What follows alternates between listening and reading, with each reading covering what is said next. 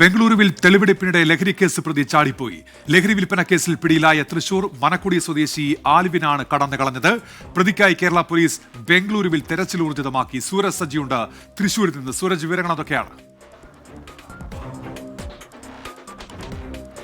ഉന്മേഷ്, ഈ ലഹരി കേസുമായി ബന്ധപ്പെട്ടുകൊണ്ടാണ് ആൽവിൻ പോലീസിന്റെ പിടിയിലാകുന്നത്. അതായത് ഈ തൃശൂർ നെടുപുഴയിൽ വാടകയ്ക്ക് വീടെടുത്ത് അവിടെ MDMA അടക്കം വിൽപ്പന നടത്തി വരുന്നതിനിടയിലാണ് ആൽവിനടക്കം രണ്ടുപേരെ പോലീസ് കസ്റ്റഡിയിൽ എടുക്കുന്നതും പിന്നീട് ഇവരെ റിമാൻഡിലാകുന്നതും.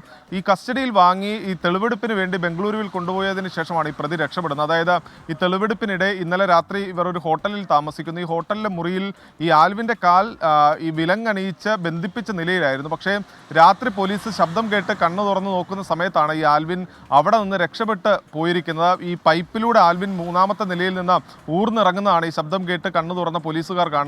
തൊട്ടടുത്ത് ഒരു SI ഉണ്ടായിരുന്നു. SI അടക്കം 4 പോലീസുകാരായിരുന്നു ഈ സംഘത്തിലുണ്ടായിരുന്നത്. ഈ SIയെ വിളിച്ചുണർത്തി ഇവർ ഈ ആൽവിൻ്റെ അടുത്തേക്ക് എത്തുമ്പോഴേക്കും പ്രതി അവിടെ നിന്ന് കടന്നു കളയുകയും ചെയ്തു. ഇതോടുകൂടി കർണാടക പോലീസിന്റെ അടക്കം സഹായം തേടിക്കൊണ്ട് ഈ പ്രതിയെ കണ്ടെത്തുന്നതിന് വേണ്ടിയുള്ള നീക്കമാണ് നടത്തുന്നത്.